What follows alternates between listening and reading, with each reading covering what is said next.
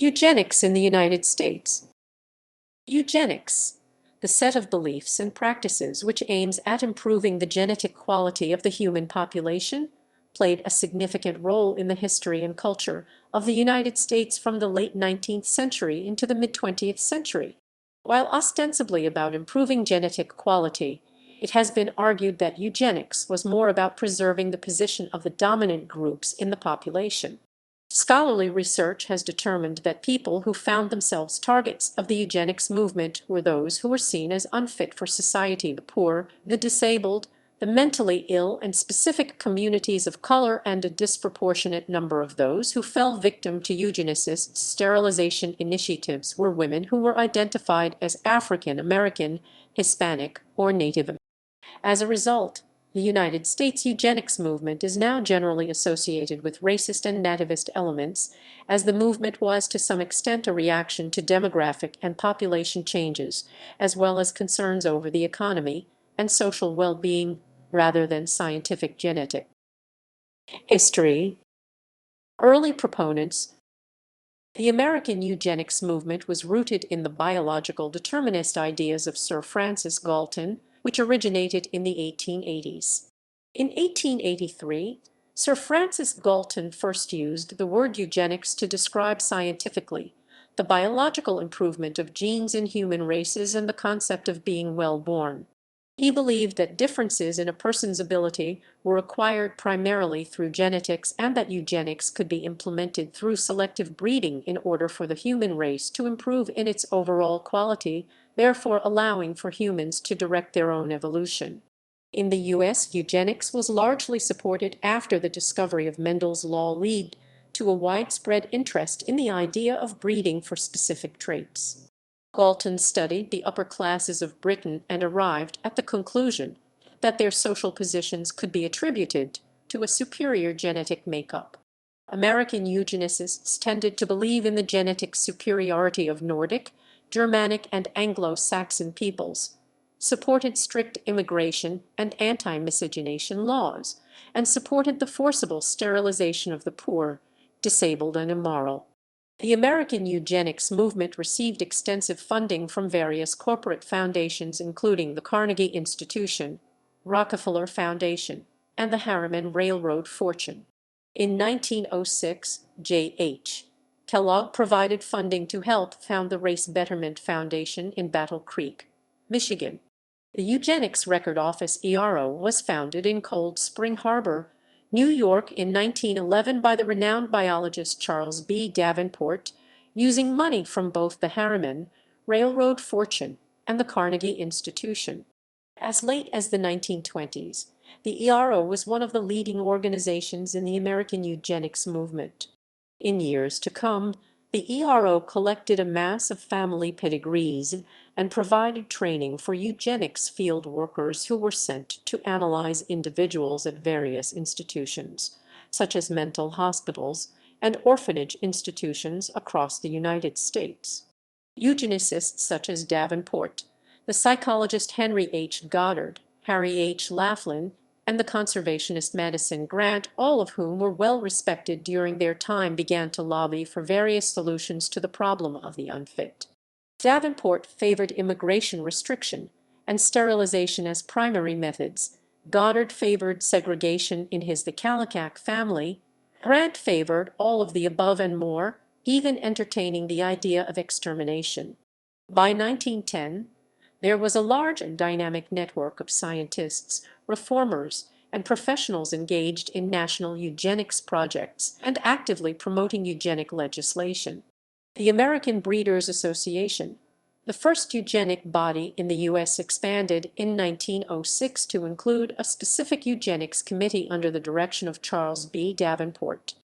The ABA was formed specifically to investigate and report on heredity in the human race and emphasize the value of superior blood and the menace to society of inferior blood. Membership included Alexander Graham Bell, Stanford President David Starr Jordan, and Luther Burbank. The American Association for the Study and Prevention of Infant Mortality was one of the first organizations to begin investigating infant mortality rates in terms of eugenics. They promoted government intervention in attempts to promote the health of future citizens. Several feminist reformers advocated an agenda of eugenic legal reform. The National Federation of Women's Clubs, the Women's Christian Temperance Union, and the National League of Women Voters were among the variety of state and local feminist organizations that at some point lobbied for eugenic reforms. One of the most prominent feminists to champion the eugenic agenda was Margaret Sanger, the leader of the American birth control movement and founder of Planned Parenthood. Sanger saw birth control as a means to prevent unwanted children from being born into a disadvantaged life and incorporated the language of eugenics to advance the movement. Sanger also sought to discourage the reproduction of persons who, it was believed, would pass on mental disease or serious physical defects. In these cases, she approved of the use of sterilization. In Sanger's opinion, it was individual women, if able-bodied, and not the state, who should determine whether or not to have a child. In the Deep South, women's associations played an important role in rallying support for eugenic legal reform.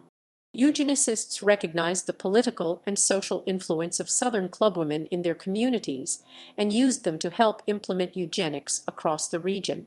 Between 1915 and 1920, federated women's clubs in every state of the Deep South had a critical role in establishing public eugenic institutions that were segregated by sex.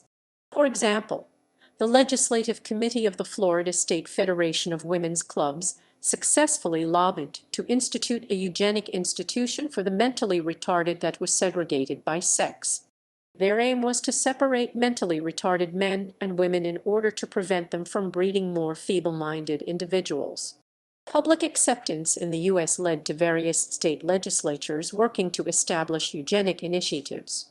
Beginning with Connecticut in 1896, many states enacted marriage laws with eugenic criteria, prohibiting anyone who was epileptic, imbecile, or feeble-minded from marrying. The first state to introduce a compulsory sterilization bill was Michigan in 1897, although the proposed law failed to garner enough votes by legislators to be adopted. It did set the stage for other sterilization bills. 8 years later, Pennsylvania's state legislators passed a sterilization bill that was vetoed by the governor. Indiana became the first state to enact sterilization legislation in 1907. Followed closely by Washington, California, and Connecticut in 1909.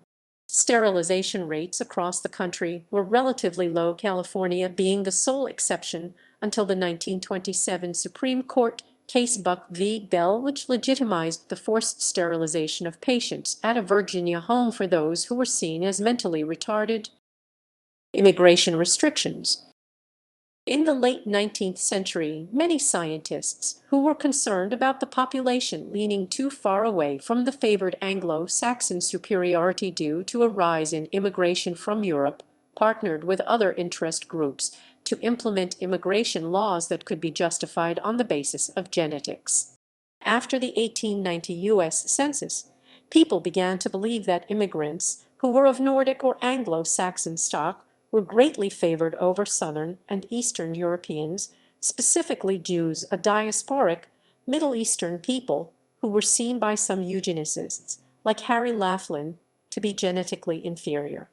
During the early 20th century, as the United States and Canada began to receive higher numbers of immigrants, influential eugenicists like Lothrop Stoddard and Laughlin, who was appointed as an expert witness for the House Committee on Immigration and Naturalization in 1920, presented arguments that these immigrants would pull. In 1921, a temporary measure was passed to slow down the open door on immigration. The Immigration Restriction League was the first American entity to be closely associated with eugenics and was founded in 1894 by 3 recent Harvard graduates.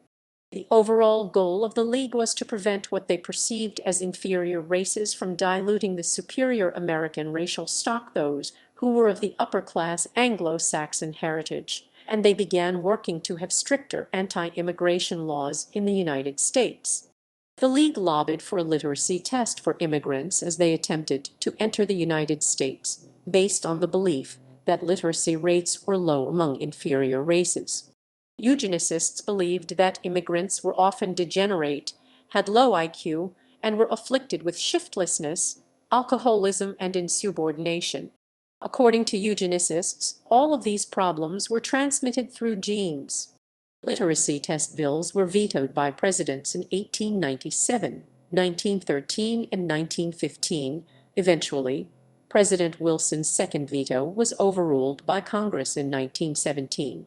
With the passage of the Immigration Act of 1924, eugenicists for the first time played an important role in the congressional debate as expert advisors on the threat of inferior stock from Eastern and Southern Europe. The new act, inspired by the eugenic belief in the racial superiority of old stock white Americans as members of the Nordic race, a form of white supremacy, strengthened the position of existing laws prohibiting race mixing.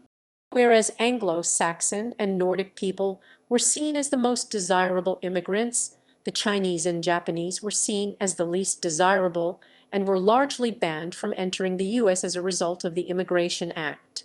In addition to the Immigration Act, eugenic considerations also lay behind the adoption of incest laws in much of the U.S. and were used to justify many anti-miscegenation laws. Efforts to shape American families. Unfit v. fit individuals. Both class and race factored into the eugenic definitions of fit and unfit. By using intelligence testing, American eugenicists asserted that social mobility was indicative of one's genetic fitness. This reaffirmed the existing class and racial hierarchies and explained why the upper to middle class was predominantly white. Middle to upper class status was a marker of superior strains. In contrast, eugenicists believed poverty to be a characteristic of genetic inferiority, which meant that those deemed unfit were predominantly of the lower classes. Because class status designated some more fit than others, eugenicists treated upper and lower class women differently. Positive eugenicists, who promoted procreation among the fittest in society, encouraged middle-class women to bear more children. Between 1900 and 1960, eugenicists appealed to middle-class white women to become more family-minded and to help better the race. To this end, eugenicists often denied middle and upper-class women sterilization and birth control. However, since poverty was associated with prostitution and mental idiocy, women of the lower classes were the first to be deemed unfit and promiscuous. Concerns over hereditary genes. In the 19th century, based on a view of Lamarckism, it was believed that the damage done to people by diseases could be inherited and therefore through eugenics. These diseases could be eradicated. This belief was carried into the 20th century as public health measures were taken to improve health, with the hope that such measures would result in better health of future generations. A 1911 Carnegie Institute report explored 18 methods for removing defective genetic attributes. The eighth method was euthanasia. Though the most commonly suggested method of euthanasia was to set up local gas chambers, many in the eugenics movement did not believe that Americans were ready to implement a large-scale euthanasia program. For example, a mental institution in Lincoln, Illinois fed its incoming patients milk infected with tuberculosis, reasoning that genetically fit individuals would be resistant, resulting in 30–40% annual death rates. Other doctors practiced euthanasia through various forms of lethal neglect. In the 1930s, there was a wave of portrayals of eugenic mercy killings in American film, newspapers, and magazines. In 1931, the Illinois Homeopathic Medicine Association began lobbying for the right to euthanize imbeciles and other defectives. A few years later, in 1938, the Euthanasia Society of America was founded. However, despite this, euthanasia saw marginal support in the U.S., motivating people to turn to forced segregation and sterilization programs as a means for keeping the unfit from reproducing. Better baby contests. Mary de Gourmeau, a former teacher, was the first person to combine ideas about health and intelligence standards with competitions at state fairs in the form of baby contests. She developed the first such contest, the Scientific Baby Contest for the Louisiana State Fair in Shreveport, in 1908. She saw these contests as a contribution to the social efficiency movement, which was advocating for the standardization of all aspects of American life as a means of increasing efficiency. Garma was assisted by Dr. Jacob Bodenhamer, a pediatrician who helped her develop grading sheets for contestants, which combined physical measurements with standardized measurements of intelligence. The contest spread to other U.S. states in the early 20th century. In Indiana, for example, Ada Estelle Schweitzer, a eugenics advocate and director of the Indiana State Board of Health's Division of Child and Infant Hygiene, organized and supervised the state's Better Baby contests at the Indiana State Fair from 1920 to 1932. It was among the fair's most popular events. During the contest's first year at the fair, a total of 78 babies were examined in 1925. Contestants peaked at 1,301 infants in 1930, and the following year the number of entrants was capped at 1,200. Although the specific impact of the contests was difficult to assess, statistics helped to support Schweitzer's claims that the contests helped reduce infant mortality. The contest intended to educate the public about raising healthy children at a time when approximately 10% of children died in their first year of life. However, its exclusionary practices reinforced social class and racial discrimination. In Indiana, for example, the contestants were limited to white infants. African American and immigrant children were barred from the competition for ribbons and cash prizes. In addition, the scoring was biased toward white, middle-class babies. The contest procedure included recording each child's health history, as well as evaluations of each contestant's physical and mental health and overall development using medical professionals. Using a process similar to the one introduced at the Louisiana State Fair and contest guidelines that the AMA and U.S. Children's Bureau recommended, scoring for each contestant began with 1,000 points. Deductions were made for defects, including a child's measurements below a designated average. The contestant with the most points was declared the winner. Standardization through scientific judgment was a topic that was very serious in the eyes of the scientific community, but has often been downplayed as just a popular fad or trend. Nevertheless, a lot of time, effort, and money was put into these contests and their scientific backing, which would influence cultural ideas as well as local and state government practices.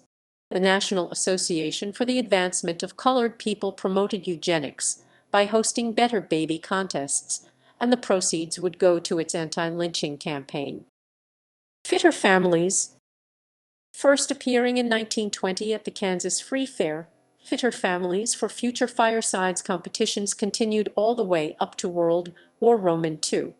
Mary T. Watts and Dr. Florence Brown Sherbin, both initiators of the Better Baby contests in Iowa, took the idea of positive eugenics for babies and combined it with a determinist concept of biology to come up with fitter family competitions. There were several different categories that families were judged in: size of the family, overall attractiveness, and health of the family, all of which helped to determine the likelihood of having healthy children. These competitions were simply a continuation of the Better Baby contests that promoted certain physical and mental qualities.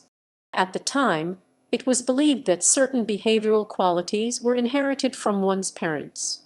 This led to the addition of several judging categories, including generosity, self-sacrificing, and quality of familial bonds.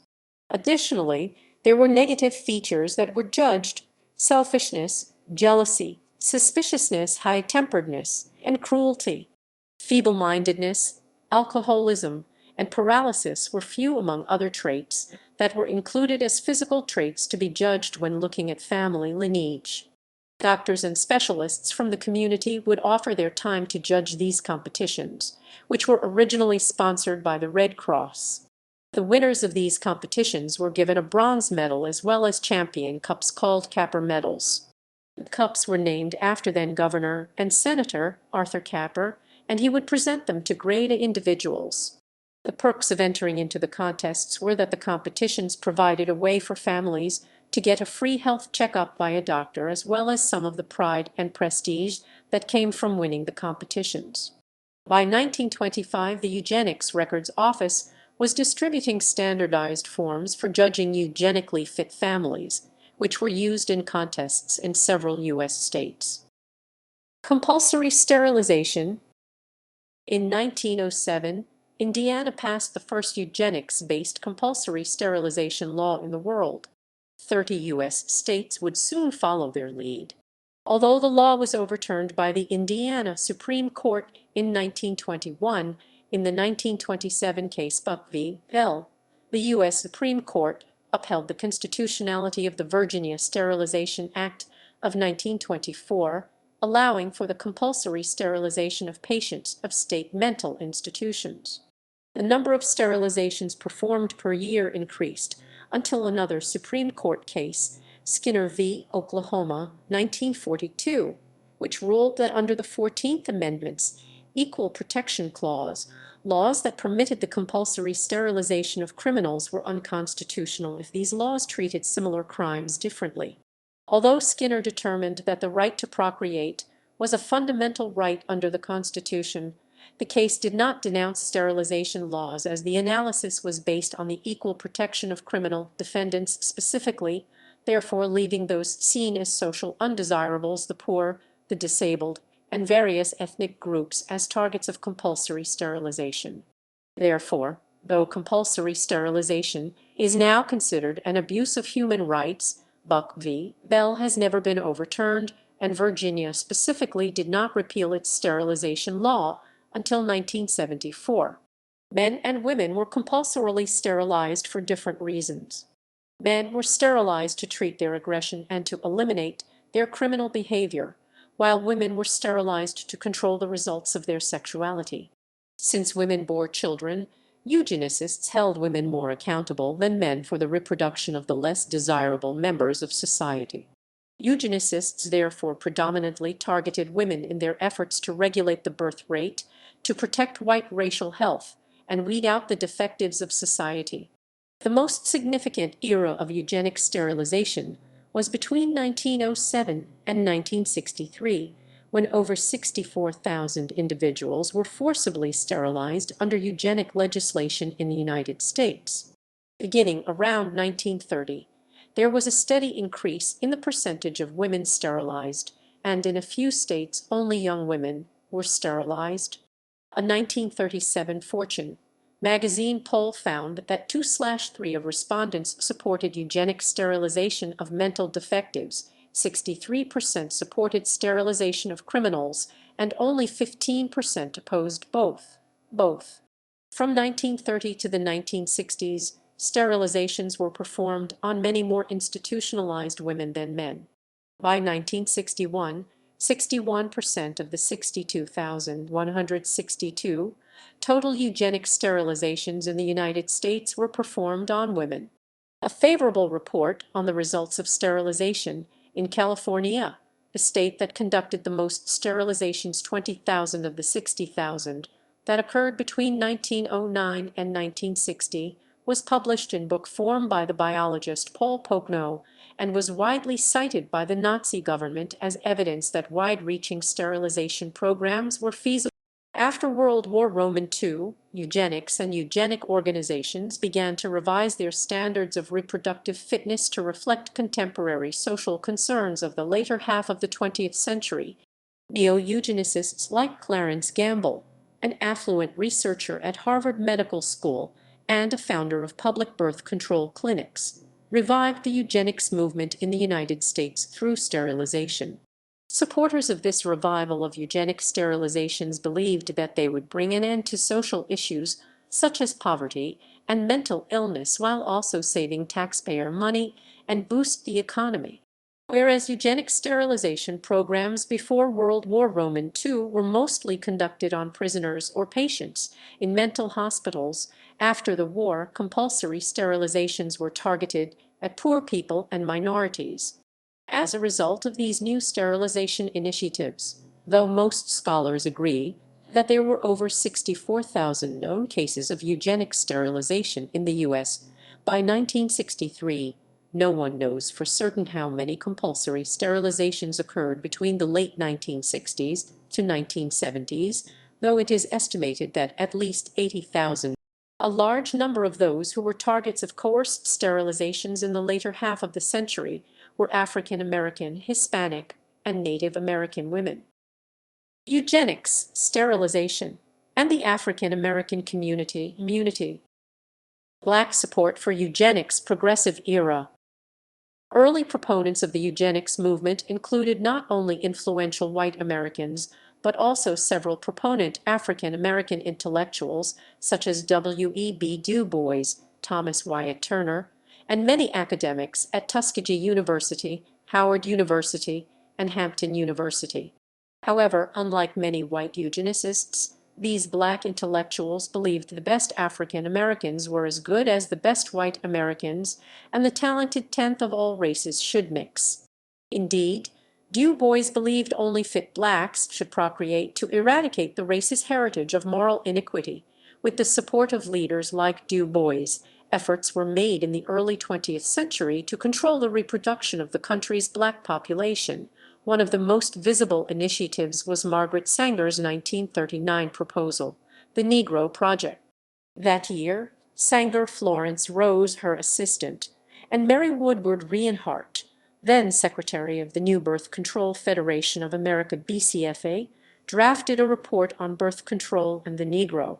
In this report, they stated that African Americans were the group with the greatest economic, health, and social problems, were largely illiterate, and still breed carelessly and disastrously. A line taken from W.E.B. Du Bois' article in the June 1932 Birth Control Review. The project often sought after prominent African American leaders to spread knowledge regarding birth control and the perceived positive effects it would have on the African American community, such as poverty and the lack of education. Sanger particularly sought out black ministers from the South to serve as leaders in the project in the hopes of countering any ideas that the project was a strategic attempt to eradicate the black population. However, despite Sanger's best efforts, white medical scientists took control over the initiative. Eugenics during the Civil Rights era. Sterilization of African American women. Though it is unknown the exact number of African American women who were sterilized throughout the country in the 20th century, records from a few states offer some estimates. In the state of North Carolina, which was seen as having the most aggressive eugenics program out of the 32 states that had one during the 45-year reign of the North Carolina Eugenics Board from 1929 to 1974, a disproportionate number of those who were targeted for forced or coerced sterilization were black and female, with almost all being.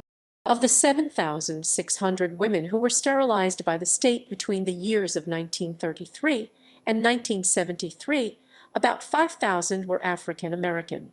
In light of this history, North Carolina became the first state to offer compensation to surviving victims of compulsory sterilization. Additionally, whereas African Americans made up just over 1% of California's population, they accounted for at least 4% of the total number of sterilization operations conducted by the state between 1909 and 1979.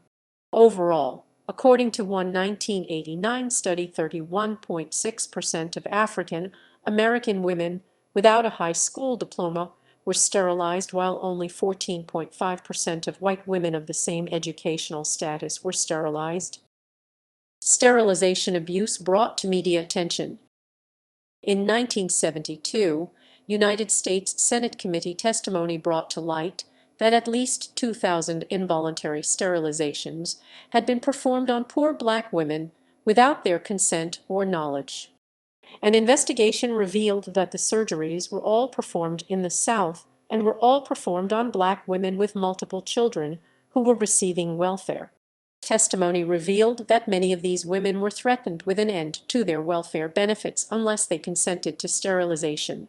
These surgeries were instances of sterilization abuse, a term applied to any sterilization performed without the consent or knowledge of the recipient, or in which the recipient is pressured into accepting the surgery. Because the funds used to carry out the surgeries came from the U.S. Office of Economic Opportunity, the sterilization abuse raised suspicions, especially among members of the Black community, that federal programs were underwriting eugenicists who wanted to impose their views about population quality on minorities and poor women.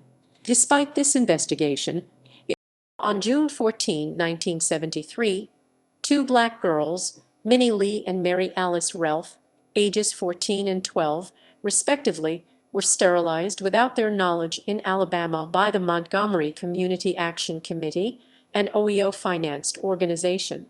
The summer of that year, the Relf girls sued the government agencies and individuals responsible for their sterilization. As the case was being pursued, it was discovered that the girl's mother, who could not read, unwittingly approved the operations. Signing an X on the release forms, Mrs. Relf had believed that she was signing a form authorizing her daughters to receive Depo-Provera injections, a form of birth control. In light of the 1974 case of Relf V. Wainberger, named after Minnie Lee and Mary Alice's older sister, Katie, who had narrowly escaped also being sterilized, the Department of Health, Education, and Welfare HEW were ordered to establish new guidelines for its government sterilization policy. By 1979, the new guidelines finally addressed the concern over informed consent, determined that minors under the age of 21 and those with severe mentally impairments who could not give consent would not be sterilized, and articulated the provision that doctors could no longer claim that a woman's refusal to be sterilized would result in her being sterilization of Latina women. The 20th century demarcated a time in which compulsory sterilization heavily navigated its way into primarily Latinx communities against Latina women. Locations such as Puerto Rico and Los Angeles, California were found to have had large amounts of their female population coerced into sterilization procedures without quality and necessary informed consent nor full awareness of the procedure.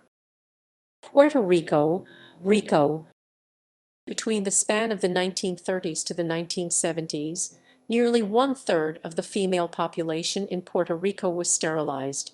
At the time, this was the highest rate of sterilization in the world. Some viewed sterilization as a means of rectifying the country's poverty and unemployment rates. Following legalization of the procedure in 1937, a U.S. government-endorsed initiative saw health department officials advocating for sterilization in rural parts of the island. Sterilized women were also encouraged to join the workforce, in particular the textile and clothing-related industries. The procedure was so common that it was often referred to solely as La Operation, garnering a documentary referenced by the same name. This intentional targeting of Latinx communities exemplifies the strategic placement of racial eugenics in modern history. This targeting is also inclusive of those with disabilities and those from marginalized populations, which Puerto Rico is not the only example of this trend.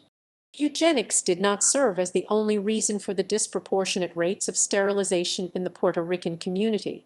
Contraceptive trials were inducted in the 1950s towards Puerto Rican women. John Rock and Gregory Pincus were the two men spearheading the human trials of oral contraceptives. In 1954, the decision was made to conduct the clinical experiment in Puerto Rico, citing the island's large network of birth control clinics and lack of anti-birth control laws, which was in contrast to the United States' thorough cultural and religious opposition to the reproductive service. The decision to conduct the trials in this community was also motivated by the structural implications of supremacy and colonialism. Rock and Pincus monopolized off of the primarily poor and uneducated background of these women, countering that if they could follow the pill regimen, then women anywhere in the world could too. These women were purposely ill-informed of the oral contraceptive's presence. The researchers only reported that the drug, which was administered at a much higher dosage than what birth control is prescribed at today, was to prevent pregnancy, not that it was tied to a clinical trial in order to jumpstart oral contraceptive access in America through FDA approval. California. In California, By the year 1964, a total of 20,108 people were sterilized, making that the largest amount in all of the United States.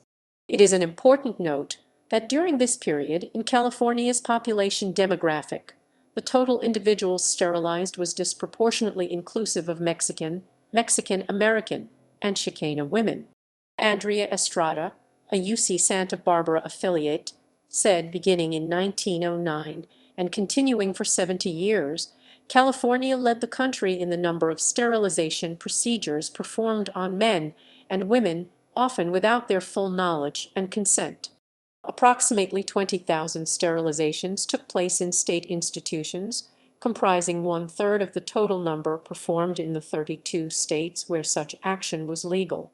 Cases such as Madrigal v. Quilligan, a class action suit regarding forced or coerced postpartum sterilization of Latina women following cesarean sections, helped bring to light the widespread abuse of sterilization supported by federal funds. The case's plaintiffs were 10 sterilized women of Los Angeles County Hospital who elected to come forward with their stories.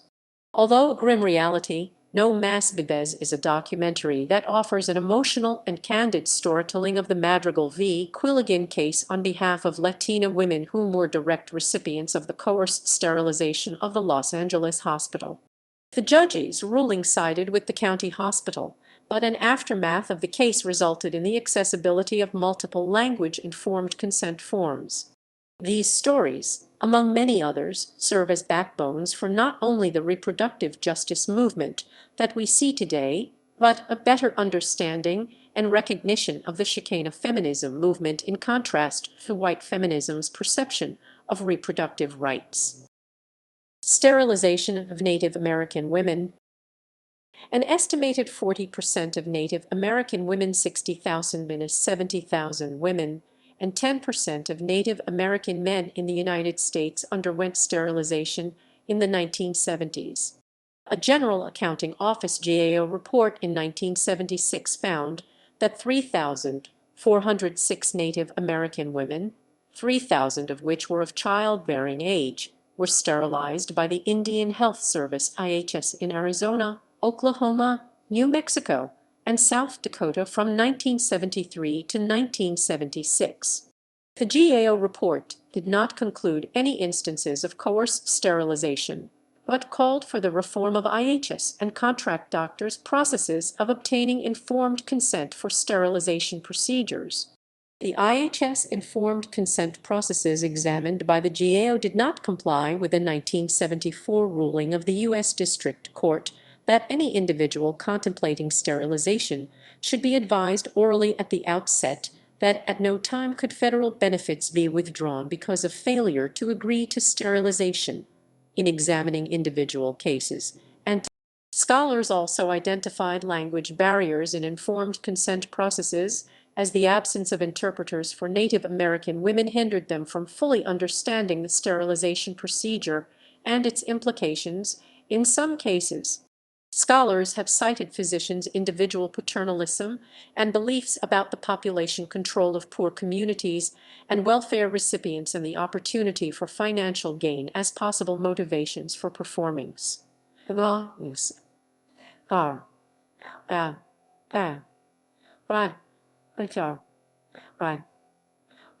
Native American women and activists mobilized in the 1970s across the United States to combat the coerced sterilization of Native American women and advocate for their reproductive rights alongside tribal sovereignty in the Red Power movement. Some of the most prominent activist organizations established in this decade and active in the Red Power movement and the resistance against coerced sterilization were the American Indian Movement (AIM), United Native Americans, Women of All Red Nations WARN, the International Indian Treaty Council (8), and Indian Women United for Justice, founded. Some Native American activists have deemed the coerced sterilization of Native American women a modern form of genocide and view these sterilizations as a violation of the rights of tribes as sovereign nations. Others argue that the sterilization of Native American women is interconnected with colonialist and capitalist motives of corporations and the federal government to acquire land and natural resources, including oil, natural gas, and coal, currently located on Native American reservations.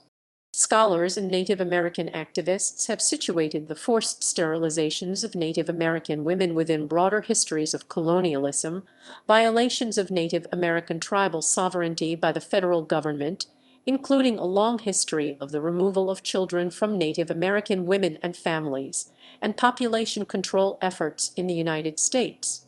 The 1970s brought new federal legislation enacted by the United States government which addressed issues of informed consent, sterilization, and the treatment of Native American children.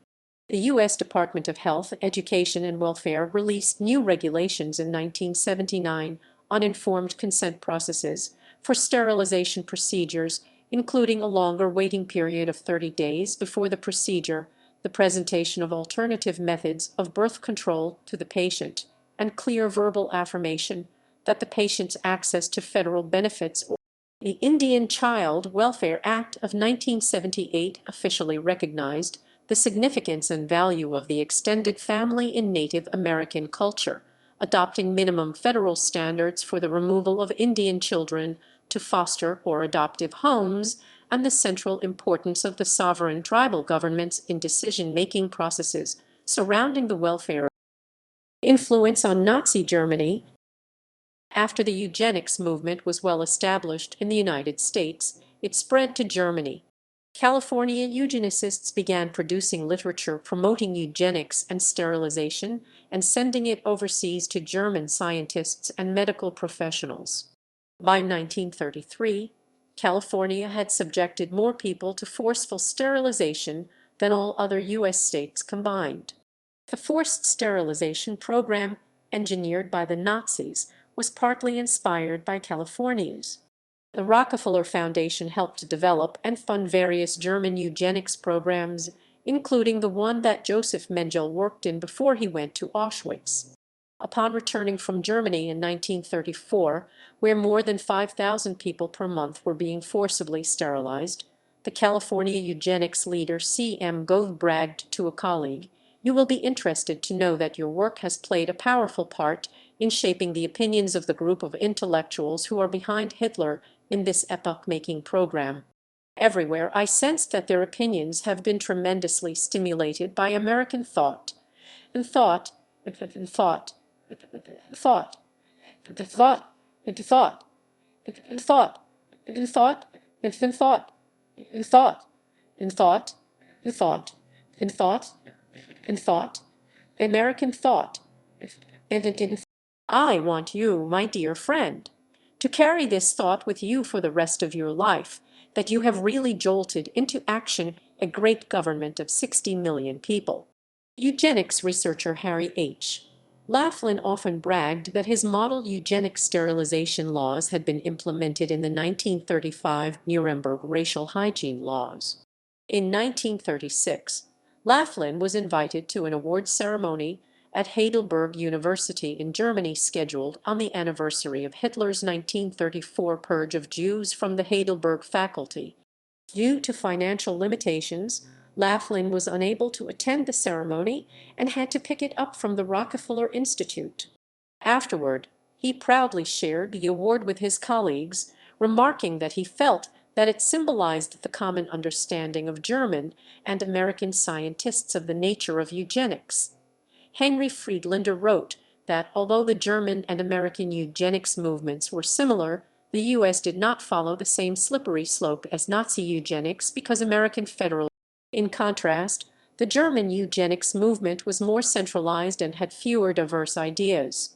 Unlike the American movement, one publication and one society, the German Society for Racial Hygiene represented all German eugenicists in the early 20th century. After 1945, however, historians began to try to portray the U.S. eugenics movement as distinct and distant from Nazi eugenics. John and Teen wrote that eugenics simply means good genes, and using it as synonym for genocide is an all too common distortion of the social history of genetics policy in the United States. According to Intine, eugenics developed out of the progressive era and not Hitler's twisted final solution. Eugenics after World War II. Genetic engineering. After Hitler's advanced idea of eugenics, the movement lost its place in society for a bit of time. Although eugenics was not thought about much, aspects like sterilization were still taking place, just not at such a public level. As technology developed, the field of genetic engineering emerged. Instead of sterilizing people to ultimately get rid of undesirable people, genetic engineering changes or removes genes to prevent disease or improve the body in some significant way. Proponents of genetic engineering cite its ability to cure and prevent life-threatening diseases. Genetic engineering began in the 1970s when scientists began to clone and alter genes. From this, scientists were able to create life-saving health interventions such as human insulin, the first ever genetically engineered drug. Because of this development, over the years scientists were able to create new drugs to treat devastating diseases. For example, in the early 1990s, a group of scientists were able to use a gene drug to treat severe combined immunodeficiency in a young girl. However, genetic engineering also further allows for the practice of eliminating undesirable traits within humans and other organisms. For example, with current genetic tests, parents are able to test a fetus for any life-threatening diseases that may impact the child's life and then choose to abort the baby. Some fear that this could lead to ethnic cleansing or alternative form of eugenics. The ethical implications of genetic engineering were heavily considered by scientists at the time, and the Asalamer Conference was held in 1975 to discuss these concerns and set reasonable, voluntary guidelines that researchers would follow while using DNA technologies. Compulsory sterilization prevention and continuation. The 1978 Federal Sterilization Regulations, created by the United States Department of Health, Education and Welfare, or HEW, now the United States Department of Health and Human Services, outline a variety of prohibited sterilization practices that were often used previously to coerce or force women into sterilization. These were intended to prevent such eugenics and neo-eugenics as resulted in the involuntary sterilization of large groups of poor and minority women. Such practices include not conveying to patients that sterilization is permanent and irreversible, in their own language including the option to end the process or procedure at any time without conceding any future medical attention or federal benefits, the ability to ask any and all questions about the procedure and its ramifications. The regulations also include an extension of the informed consent waiting period from 72 hours to 30 days, with a maximum of 180 days between informed consent and the sterilization procedure.